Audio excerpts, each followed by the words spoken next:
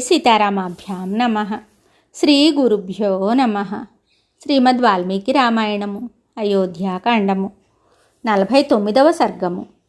సీతారాములను వనముల పాలు చేసినందులకు పల్లె ప్రజలు కైకేయి దశరథులను తప్పుబట్టుట. సీతారామ లక్ష్మణులు గోమతీ నదిని దాటి స్యందికా నది యొక్క ఆవలి తీరమునకు చేరుట.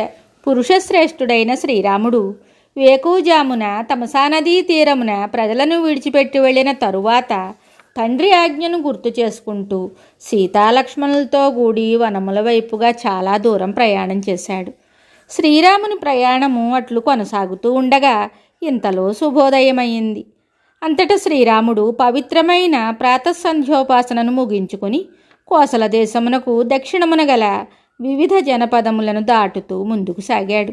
రథాశ్వములు తిన్నగా నడుస్తూ ఉండగా శ్రీరాముడు సీతాలక్ష్మణులతో కూడి గ్రామములను విత్తనములను వేయుటకై దున్ని సిద్ధపరచబడి ఉన్న పొలములను చక్కగా పుష్పించి ఉన్న వనములను చూస్తూ ప్రయాణాన్ని కొనసాగిస్తూ ఉన్నాడు. ఆ ప్రయాణ సమయమున గ్రామీణులు అనుకుంటున్న మాటలు ఆయన చెవిన పడ్డాయి. ఛీ, దశరథ మహారాజు కామమునకు దాసుడై ఎంత పనిచేశాడు. అయ్యయ్యో, కైకేయిది రాతిగుండె. ఆమె పాపాత్మురాలు. ఆమె చేయు పాపములకు అంతే లేకుండా ఉంది. మహారాజు కుమారుడైన శ్రీరాముడు పరమధార్మికుడు. ఆయన గొప్ప ప్రజ్ఞాశాలి, దయాళువు, జితేంద్రియుడు. అట్టి సత్పురుషుని అడవులకు పంపి ఆ క్రూరాత్మురాలు లోక మర్యాదలను మంటగలిపింది. ఆమె దుష్కృత్యములకు నిజంగా ఇది పరాకాష్ట. జనక మహారాజు యొక్క గారాల పట్టి మహాసాధ్వి అయిన సీతాదేవి సుఖములలో పుట్టి పెరిగింది. ఆమె వనవాస క్లేశములకు ఎలా తట్టుకోగలదు? అయ్యో, దశరథ మహారాజు దయమాలిన వాడే తనకు అనుంగుసుతుడు, ప్రజలకు ప్రాణతుల్యుడు, పుణ్యాత్ముడు అయిన శ్రీరాముని అరణ్యముల పాలు చేశాడు. ఇట్లు చేయుటకు ఆయనకు మనస్సెలా ఒప్పింది? ఈ విధంగా గ్రామీణులు పల్లె ప్రజలు అనుకుంటున్న మాటలను వింటూ మహావీరుడైన ప్రభువు కోసల భూములను దాటి ముందుకు సాగాడు. తరువాత శ్రీరాముడు పవిత్ర జలములతో ప్రవహిస్తున్న వేదశ్రుతి అని పేరుగల నదిని దాటి అగస్త్య మహర్షి నివసించునట్టి దక్షిణ దిశకు ప్రయాణించాడు. అతడు ఇట్లు కొంతకాలం ప్రయాణం చేసి గోమతీ నదీ తీరానికి చేరాడు. అందలి జలములు స్వచ్ఛమైనవి. పరిసరములలో నివసించు గోవుల పాదధూళితో ఆ నదీ తటములు పునీతములైనవి. ఆ గోమతి సాగరమున సంగమించును. రఘువరుడు అట్టి గోమతీ నదిని దాటి గుర్రములు వడివడిగా సాగుచుండగా నెమళ్ళు, హంసలు మొదలగు వాటి కలరవములతో నిండిన స్యందికా నది ఆవలి తీరమునకు చేరాడు.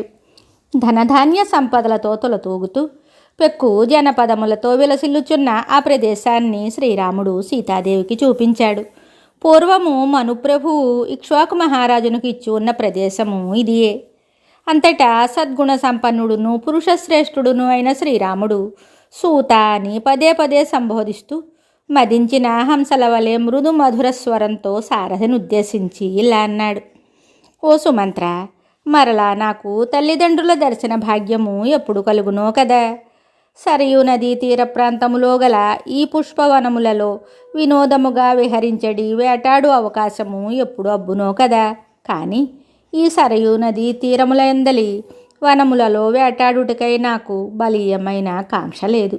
అయితే ప్రత్యేకమైన ఈ వినోద క్రీడ మాత్రము లోకమున మహారాజులకు ఇష్టము. వనములలో వేటాడుట ఈ లోకమున రాజర్షులకు ఒక వినోద క్రీడగా ప్రచలితమైనది కనుక మనుసంతతి ద్వారా ప్రారంభమైన ఈ వినోద క్రీడ క్రమముగా ఇతర ధనుర్ధారులకు కూడా అభిష్టమయ్యింది. ఇక్ష్వాకు వంశజుడైన ఆ శ్రీరాముడు వివిధములగు విషయములను గూర్చి ఆ సుమంత్రునకు మృదు మధురంగా వివరిస్తూ మార్గమున ముందుకు సాగాడు. వాల్మీకి మహర్షి విరచితమయ్యే ఆదికావ్యమైన శ్రీమద్ రామాయణమునందలి అయోధ్యాకాండమునందు 49వ సర్గము సంపూర్ణం. శుభం.